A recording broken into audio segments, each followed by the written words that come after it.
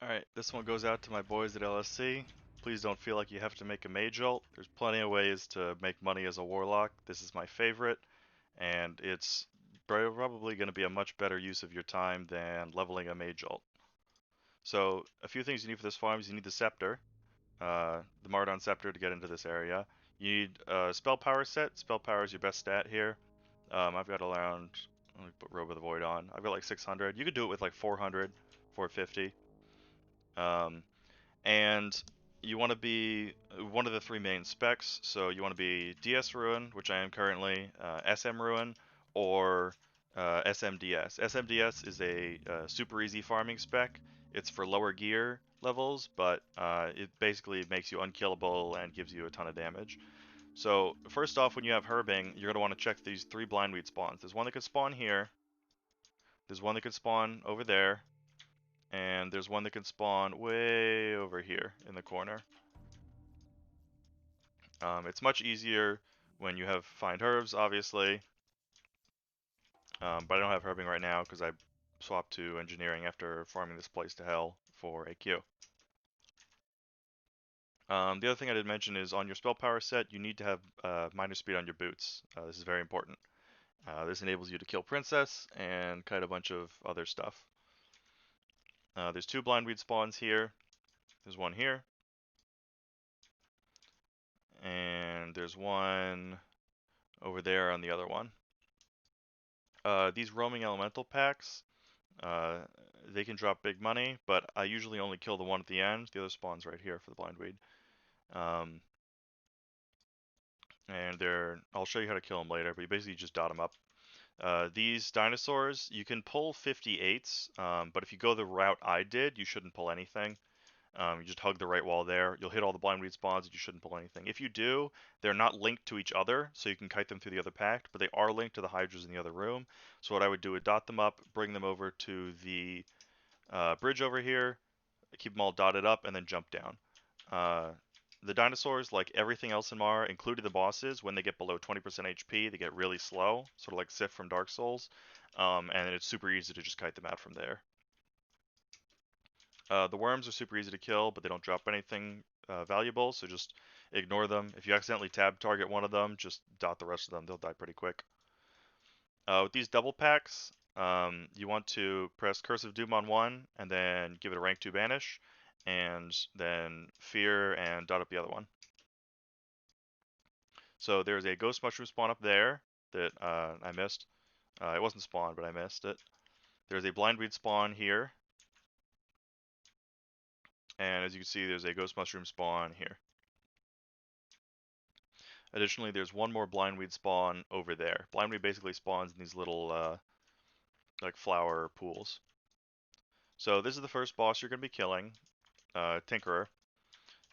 I like to pop a trinket here. If you don't have a trinket, you can just use like Reed or the Dire Maul trinket. Basically, you just dot him up, run away. He's got two abilities. One is a bomb, where he'll sit there and he'll throw it where you are. Goblin Dragon Gun is the one you want to look for, as he will stand still in melee range and just keep casting. So whenever he does Goblin Dragon Gun, you want to start unloading on him with Shadow Bolts, re-dot him up. Bomb, you can just dodge, and he has a ranged attack. I can't believe he resisted that. So he will shoot you with a gun occasionally. I have a ton of spell power, so I can just sort of like club him. But usually you're going to have to kite him up here. I'll just do it for demonstration's sake. You're going to want to kite him up here, get him to do a Goblin Dragon thing here, and then jump down, have the dot still on him. He'll do another Goblin Dragon thing around there when you're over there. You can line of sight his gun, and when he does Goblin, you come out, you hit him with more Shadow Bolts. He should be dead. If not, I'll show you where you run, because there's also another Ghost Mushroom spawn. You can see it when you're walking above by the dinosaurs earlier. If you see a Ghost Mushroom like right on top of you, it's actually the one down here. And if you forgot to do it upstairs, as soon as you pass this little threshold, it'll show you where it is. It's right over there. But you can basically just kite him hugging the walls if you have super low spell power.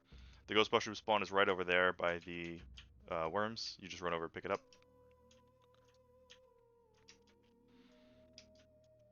Tinkerer has one of the more fun loot tables because he can drop basically a ton of different engineering stuff. So he could drop Mage Reach Cloth because he's a humanoid. He could drop Goblin Rocket Fuel, which is a good chunk of change. He could drop the gnomish thing, the inlaid mithril cylinder or whatever, and some other random nonsense. Focal Sword's the highest gold drop you can get from him. It's what, 3 gold? Vendor sell point, yeah, 3 gold and 21 silver. I personally like skipping all of the guardians until the very last one that I'll show you, just to save time and to keep it a nice tight like 10-12 minute run so you can get 5 resets an hour. I personally recommend downloading Farmlog for this. It has an instance counter on it, and you can input the cost of things in the auction house, and it'll show vendor prices and stuff, and basically track how much gold per hour. But if you want, you can kill like that one or that one back there because you're full health. But I just like skipping them. There's another blindweed spawn right over here, and I will show you the last ghost mushroom spawn. It's over in Landslide's room. Now, depending on prices on your server, back in the heyday for Benediction when the Mage Cartel like fucked with the prices, they were like 2 gold, 2.5 gold. So it was definitely worth it to run and get them. Now, I just checked the auction house a few minutes ago. They're only a gold, like 1.3 gold. So I would probably not recommend coming to get this. But sometimes you just need more ghost mushrooms. So if you want to get this, you can. Yeah, see, it spawns right there. And what you can do is if there's a blind weed down here, and I'd say only do this with the blind weed down here, otherwise you just run. You can jump off at an angle here, try and hit this area, so you only take half damage, and then you can pick up the blind weed and go right back across the bridge. It's much easier to do the jump as DS Ruin because you have so much more regen from the Fel Stamina, as opposed to SM Ruin, you're going to be relying on your Spirit regen, so I'd recommend having around 150 Spirit, and that'll let you regen between the bosses and the picking, so that you don't ever have to stop and drink. That's one of the main benefits of this route, as opposed to some other routes that you can find on YouTube, is that you don't ever have to stop and drink, you don't have to pay a mage for food, and you don't have to have food in your inventory. Another thing for linked packs is these elementals are linked to the giants, and the giants are a little harder to kill because they cannot be feared, and they've got the same abilities as Princess, so they'll throw a boulder at you that stuns you. So it's really annoying. Try not to pull them, but they have very small aggro radiuses, so unless you bring elementals in combat next to them, they're really not going to pull. I think I've had them accidentally pull once, but it's so small you can really just walk through them. If you do get an accidental pull here, just jump off the edge and proceed with the farm. Just ignore the princess bit. It's not worth staying, maybe dying, or the time it takes to just try and kill the giants here. There's a final blindweed spawn right here. Now, princess, this is why you need move speed on your boots. You can pull her a bunch of different ways, but basically just get Curse of Doom on her, because it's a long fight. Corruption. If you're SM Ruin or DS Ruin, also get your Siphon Life on her. And she has a few abilities. The first one's Boulder here. She'll throw a boulder at you. If you're in range when it hits you and it doesn't miss you, it'll do damage and stun you. She has Repulsive Gaze. That'll fear you if you're like right next to her. I've had it happen like twice in 200 runs. It's not that big of a deal. Another one is Dustfield. That's one. So Dustfield's on a cooldown, and she only does it when there's a person or there's something in melee range. So when it's off of cooldown, you can see the DVM cooldown here. Sometimes you'll want to just dip into melee range for a little bit, just so you can get the proc of the dust cloud. So she sits there farting, and that lets you get more distance from her. If you are SM Ruin, you can have an imp out or a Voidwalker, and basically you send it in, and then you press follow and just keep it right on top of her when dust cloud is up, and that'll pop it. See, she missed that one there. You can it can miss you, and I believe you can resist it too. But basically, you just run around in a circle here, and this is why you need the boosty to boots. And you're putting whatever dots you have on her. You do the first Doom, and then the second one you're going to want to do Agony, especially if you're SM Ruin, because Amplified Agony, or SMDS, Amplified Agony does a ton of damage. Um, and if you saw I did the Trinket, you want to lead, if you have ZHC, you want to lead with Corruption, because then you get 2 procs. But I like to do that after the Doom is coming off, so that you can get a full fresh round of dots with the improved spell power from the Trinket. One thing you have to watch out for too is she has a flurry ability. So basically, when she hasn't hit something for a while, she stacks up her auto attacks, sort of like what is it, like reckoning procs for paladins. So if I were to walk up to right now, she'd hit me like 5 times. And if you're in like pretty crappy gear, I've got really good gear on, but if you've got crappy gear, that can actually kill you. So you got to be careful of that, especially in the later phases of the fight. But at the end here, when she gets sub 20, she slows down a lot, and you can just easily get a soul shard off of her. Blackstone Ring, I was actually farming earlier. This is the one you're kind of on like looking out for because it's unique, so you can only have one. So once you have a Blackstone Ring, any others that drop on your current farm run, you're just losing out on a gold 46. Scepter's the best because that's 4.5 gold. She can also drop BOE greens. She can drop Blade of Eternal Darkness, which is good for mages and really not that good for warlocks. Um, I got one on my 199th kill, but it is a .01 drop chance, or no, it's a .1 drop chance. So after 1,000 kills, you are guaranteed to get one. So for the underwater section here, you're coming to pick up the Strangle Kelp. There's 3 Strangle Kelp spawns. There's always 3, but they're in different places. If you're not undead, you can just hit yourself with unending breath. So there's one there. It's a lot easier when you have Find Herb. But there's one that could spawn over there. There's one that could spawn right next to this guy. There's one that could spawn in front over there, and there's one that could spawn back there. The only thing you have to watch out for when you're underwater is Rot Grip. If he gets aggro on you, he'll just kill you. He's a pretty hard boss. You can solo it, but it's really not worth the time. He can drop at most a 4 gold item, and the amount of time you spend killing him is not worth it. You have to go on the bridge over there, pull him, and then you cut him back over the Tinkerer area. It's a real hassle. And he can pull a Hydra, and then you have to deal with the Hydra by slowing it or whatever. There's the other Strangle Kelp spawn.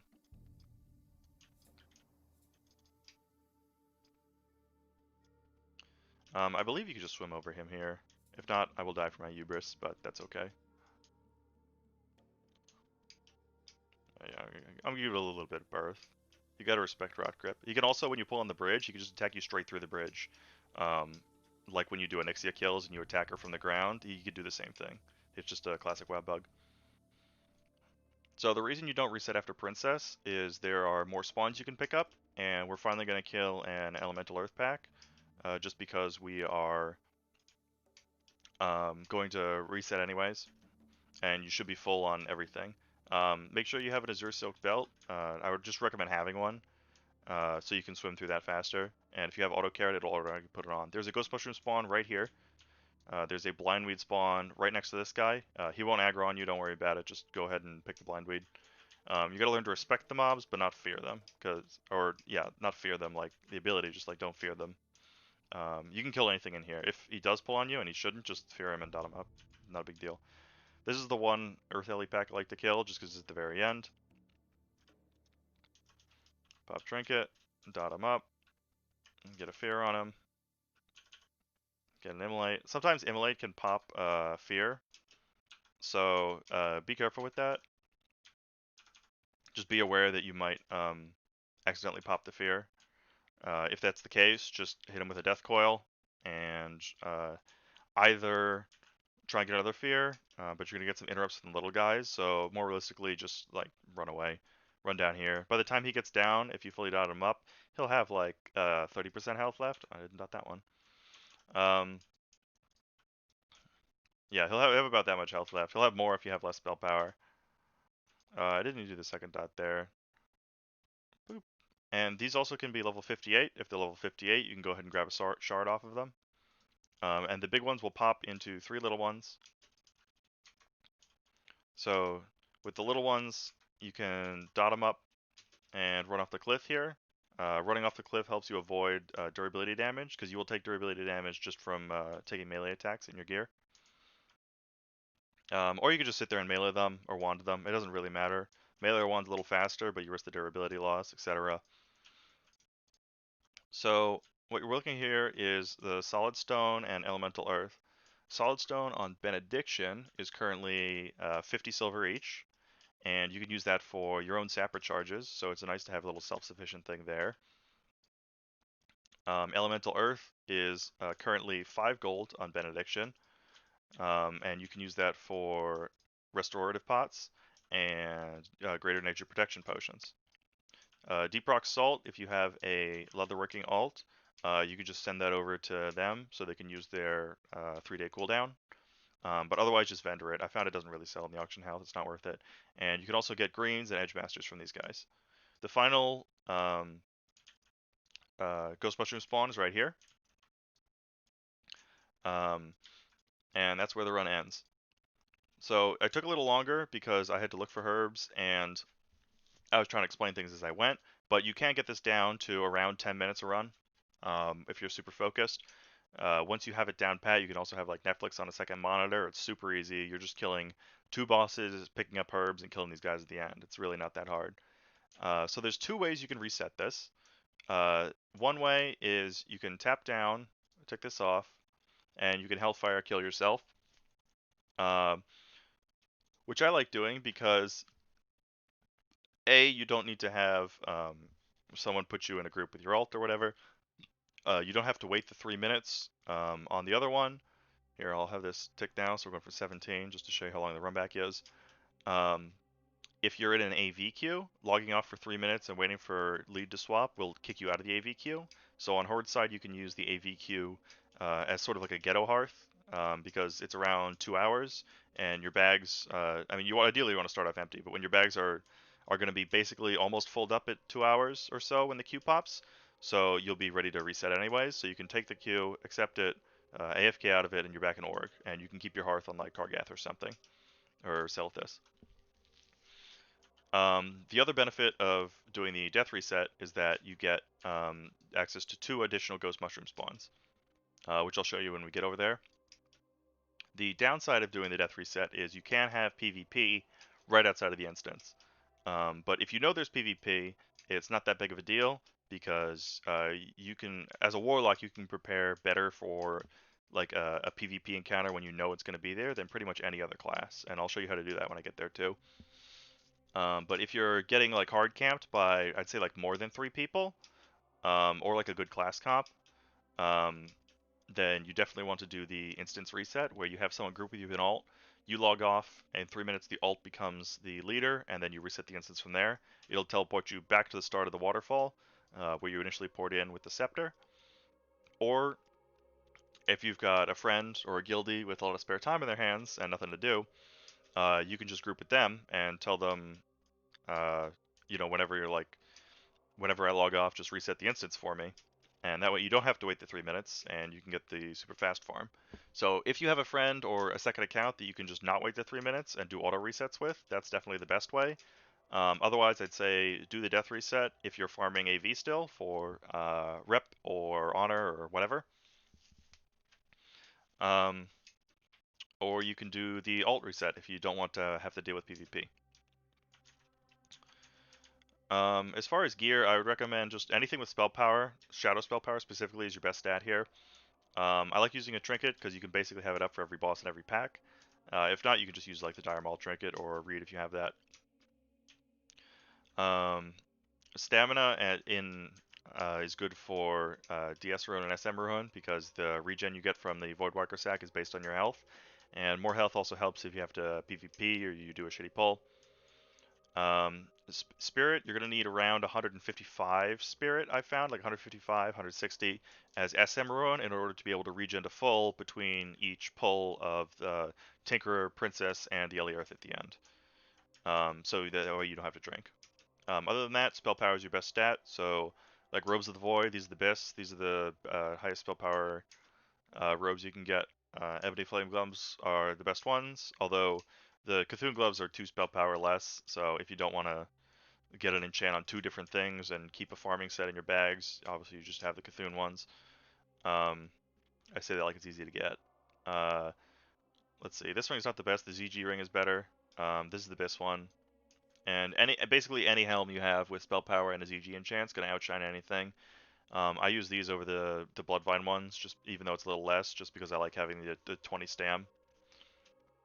And everything else is pretty basic. Just make sure you get 3-piece Nemesis and Robes of the Void and as much spell power you can get. You can even do this in full greens, as long as everything's of Shadow Wrath, you'll be fine.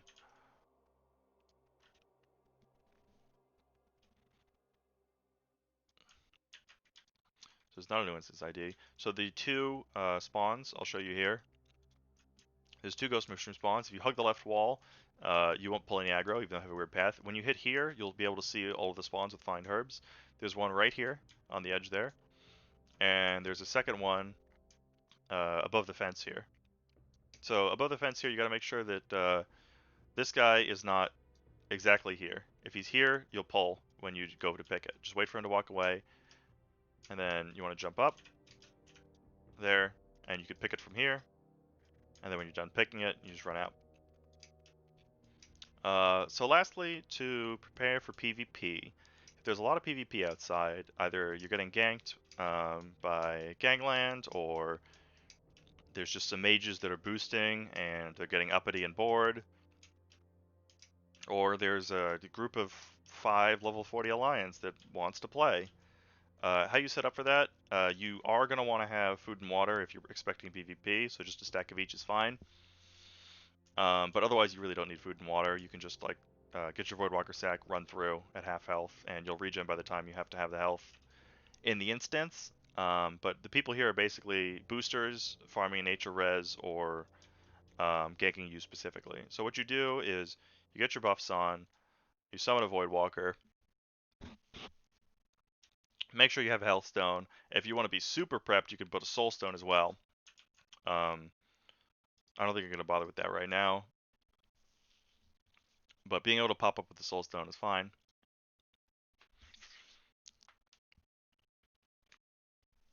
And all of the specs are pretty good at PvP. I'd say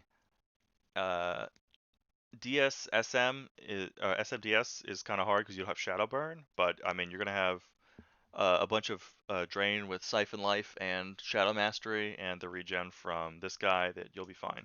So what you want to do is you want to get full health and mana, summon a Voidwalker, just sacrifice the Voidwalker, summon another Voidwalker,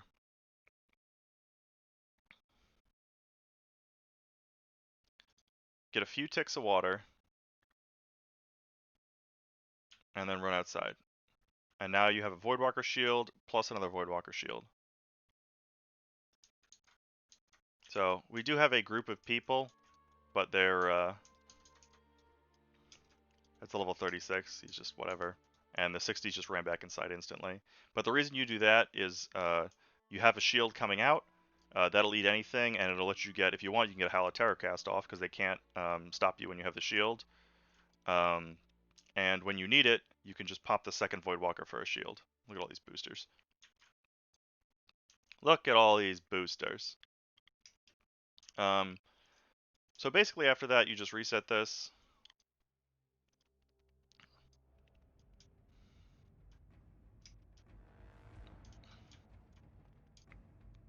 Run down. Activate your scepter. Go back in.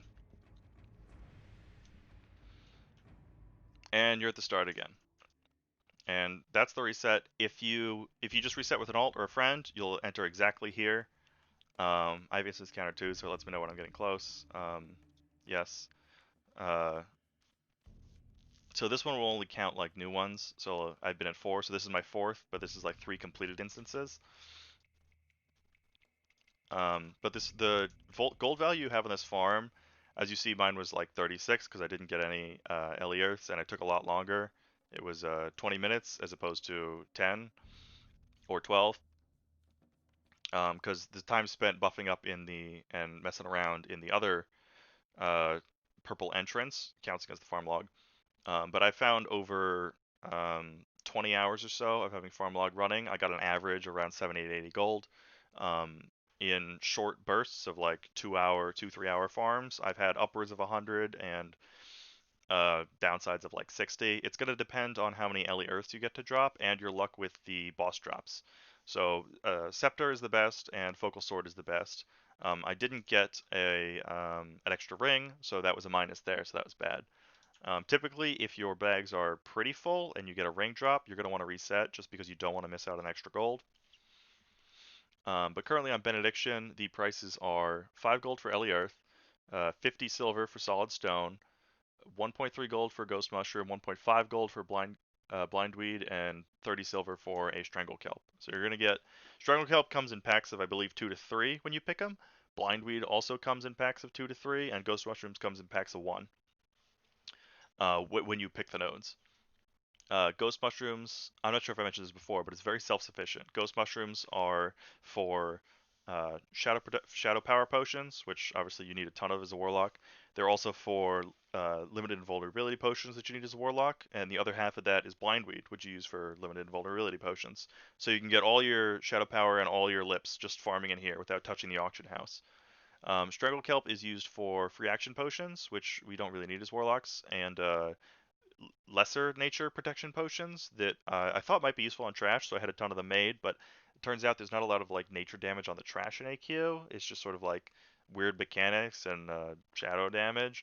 So that was whatever. Solid Stone you can use for Goblin Sapper charges, and Ellie Earth you can use for restorative pots and greater nature protection potions. So a lot of the stuff you won't even have to sell. It'll just be going to your own use, which is great, and then the excess you can sell. And of course, the blues that drop, you vendor all of these, and any Mage Weave cloth. It's going for pretty petty right now, but you can either sell this or use it for your sapper charges. Any BOE greens you're usually going to want to sell unless you think they'd be good enough to put in the auction house. I think Nether essences kind of dipped recently, so you don't want to D them as much anymore. And that's pretty much it. That's the farm. Uh, if you have herb, so this was 36 gold on a bad run, 36 gold per hour on a bad run with no herbing. If I had herbing, that's probably uh, maybe like 6 to 10 blind weed, so like 10 or 15 gold. 2 ghost mushrooms I think we saw, that's another 2.6 gold. Probably around 6 to 9 or yeah 6 to 9 strangle kelp, which is around 2-3 gold. Um, Factor that all into the fact that you're doing one run, and then if you speed up the run, and you don't have to sit here explaining everything, you can get it much faster, and you're gonna have a ton of gold. Um, yeah, I think I covered everything. The only other thing is when you're killing the little ads on the elementals, if you're not DS Ruin, you want to use Curse of Agony and Siphon Life. You don't want to use Corruption, because Corruption won't quite kill them, and it costs a ton of mana. But that's it. Hopefully that helps a lot of you guys out, and please don't level mage alts.